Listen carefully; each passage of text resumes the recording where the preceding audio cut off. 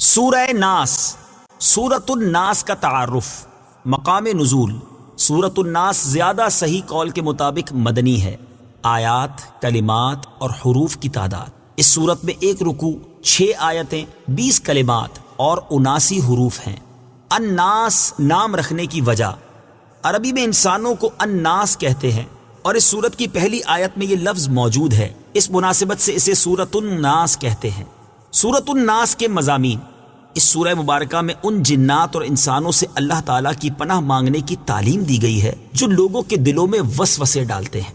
سورہ فلق کے ساتھ مناسبت: سورۃ الناس کی اپنے سے ماقبل سورۃ فلق کے ساتھ مناسبت یہ ہے کہ سورہ فلق میں ظاہری شر سے اللہ تعالیٰ کی پناہ مانگنے کی تعلیم دی گئی تھی اور اس سورت میں خفیہ شر سے اللہ تعالیٰ کی پناہ مانگنے کی تعلیم دی گئی ہے۔ بسم اللہ الرحمن الرحیم۔ ترجمہ: اللہ کے نام سے شروع جو نہایت مہربان رحمت والا ہے۔ قل اعوذ برب الناس، ملک الناس، الہ الناس، من شر الوسواس الخناس، الذي يوسوس في صدور الناس من الجنة والناس۔ ترجمہ: تم کہو میں تمام لوگوں کے رب کی پناہ لیتا ہوں جو تمام لوگوں کا بادشاہ ہے، تمام لوگوں کا معبود ہے، بار بار وسوسے ڈالنے والے، چھپ جانے والے کے شر سے پناہ لیتا ہوں، وہ جو لوگوں کے دلوں میں وسوسے ڈالتا ہے، جنوں اور انسانوں میں سے۔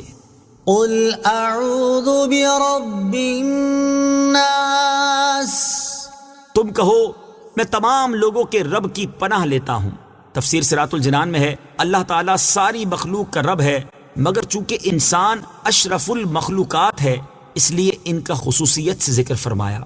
انسان کی عظمت و شرافت: اس سے انسان کی عظمت و شرافت بھی معلوم ہوئی کہ بطور خاص اللہ تعالیٰ نے اپنی ربوبیت کی نسبت اس کی طرف فرمائی۔ علماء نے یہاں یہ نقطہ بیان فرمایا ہے کہ اس صورت میں 5 مرتبہ لفظ الناس آیا ہے۔ اس میں حکمت یہ ہے کہ چونکہ انسان بچپن میں صرف پرورش ہی پاتا ہے، اس لیے سب سے پہلے رب الناس یعنی ربوبیت والی صفت کا ذکر فرمایا۔ جبکہ انسان جوانی میں مست ہو کر بے راہ ہو جاتا ہے، اس وقت اس پر قانونی گرفت کی ضرورت ہے، اس لیے یہاں ملک الناس یعنی لوگوں کا بادشاہ فرمایا۔ اور چونکہ انسان بڑھاپے میں عبادت میں مشغول ہوتا ہے، اس لیے تیسری جگہ اللہ تعالیٰ کی صفت الوہیت اور معبودیت کا ذکر فرمایا یعنی الہ الناس۔ چوتھی جگہ الناس سے صالحین مراد ہو سکتے ہیں کہ شیطان عموماً انہیں ہی وسوسوں کے ذریعے عبادت سے ہٹانے کی کوشش کرتا ہے۔ اور 5ویں جگہ الناس سے مراد شر پسند اور فسادی لوگ ہو سکتے ہیں کہ وہاں لوگوں کے شر سے پناہ مانگی گئی ہے۔ ملک الناس، تمام لوگوں کا بادشاہ۔ تفسیر صراط الجنان میں ہے یعنی ان کے کاموں کی تدبیر فرمانے والا ہے اور سب کا حقیقی حاکم و مالک، کہ دنیا میں بھی کسی کو حکومت و ملکیت ملے تو اسی کی عطا سے ملتی ہے۔ الہ الناس، تمام لوگوں کا معبود۔ تفسیر صراط الجنان میں ہے معبود ہونا اسی کے ساتھ خاص ہے اور سارے لوگوں کا حقیقی معبود وہی ہے۔ من شر الوسواس الخناس، بار بار وسوسے ڈالنے والے، چھپ جانے والے کے شر سے۔ تفسیر صراط الجنان میں ہے اس سے مراد شیطان ہے، اور یہ اس کی عادت ہے کہ انسان جب غافل ہوتا ہے تو اس کے دل میں وسوسے ڈالتا ہے، اور جب انسان اللہ تعالیٰ کا ذکر کرتا ہے تو شیطان دبک رہتا ہے اور ہٹ جاتا ہے۔ وسوسہ اور الہام میں فرق: یاد رہے کہ برے خیال کو وسوسہ کہا جاتا ہے جبکہ اچھے خیالات کو الہام۔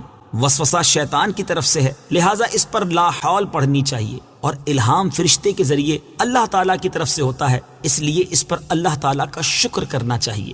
نفس امارہ کے غلبے میں وسوسے زیادہ ہوتے ہیں جبکہ نفس مطمئنہ کے غلبے میں الہام زیادہ۔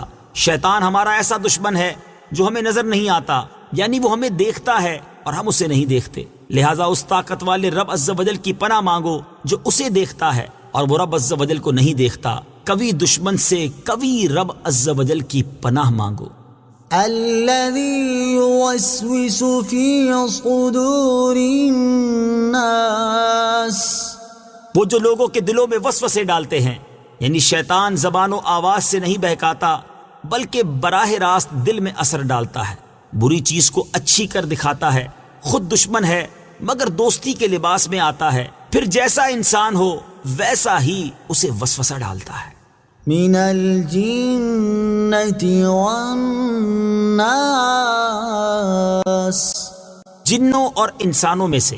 تفسیر صراط الجنان میں ہے یہ بیان ہے وسوسے ڈالنے والے شیطان کا کہ وہ جنوں میں سے بھی ہوتا ہے اور انسانوں میں سے بھی۔ جیسے شیاطین جن انسانوں کو وسوسے میں ڈالتے ہیں، ایسے ہی شیاطین انسان بھی ناسے بن کر آدمی کے دل میں وسوسے ڈالتے ہیں۔ پھر اگر آدمی ان وسوسوں کو مانتا ہے تو اس کا سلسلہ بڑھ جاتا ہے اور وہ خوب گمراہ کرتے ہیں، اور اگر اس سے متنفر ہوتا ہے تو ہٹ جاتے ہیں اور دبک رہتے ہیں۔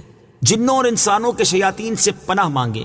آدمی کو چاہیے کہ جنوں کے شیاطین کے شر سے بھی پناہ مانگے اور انسانوں کے شیاطین کے شر سے بھی۔ اس سلسلے میں یہاں ایک مفید وظیفہ پیش خدمت ہے۔ چنانچہ حضرت عائشہ صدیقہ رضی اللہ تعالی عنہا فرماتی ہیں، بخاری شریف کی حدیث ہے کہ رسول اللہ صلی اللہ تعالی علیہ وآلہ وسلم رات کے وقت جب بستر مبارک پر تشریف لاتے تو اپنے دونوں دست مبارک جمع فرما کر ان میں دم کرتے اور سورہ قل هو اللہ احد اور قل اعوذ برب الفلق اور قل اعوذ برب الناس پڑھ کر اپنے مبارک ہاتھوں کو سر مبارک سے لے کر تمام جسم اقدس پر پھیرتے، جہاں تک دست مبارک پہنچ سکتے۔ یہ عمل 3 مرتبہ فرماتے۔ حضرت عبداللہ بن خبیب رضی اللہ تعالیٰ عنہ فرماتے ہیں، ہم پر ہلکی بارش ہوئی اور اس وقت اندھیرا چھایا ہوا تھا اور ہم نبی کریم صلی اللہ تعالیٰ علیہ وسلم کا انتظار کر رہے تھے تاکہ وہ آ کر ہمیں نماز پڑھائیں۔ پھر حضور پرنور صلی اللہ تعالیٰ علیہ وسلم ہمیں نماز پڑھانے کے لیے تشریف لائے اور ارشاد فرمایا پڑھو۔ میں نے عرض کی کیا پڑھوں؟ ارشاد فرمایا صبح و شام 3 بار قل هو اللہ احد اور قل اعوذ برب الفلق اور قل اعوذ برب الناس پڑھو۔ ان کی تلاوت کرنا تمہیں ہر بری چیز سے بچائے گا۔ اللہ تعالیٰ سے دعا ہے کہ اس تفسیر کو عوام اور خواص سبھی مسلمانوں کے لیے نفع بخش اور فائدہ مند بنائے اور اسے مسلمانوں کی اعتقادی، علمی اور عملی اصلاح کا بہترین ذریعہ بنائے، اور اس کے صدقے میرے والدین، میرے عزیز رشتہ داروں، اساتذہ کرام، دوست احباب، دیگر متعلقین اور معاونین کی بے حساب بخشش و مغفرت فرمائے، آمین ثم آمین۔ صدق اللہ العظیم۔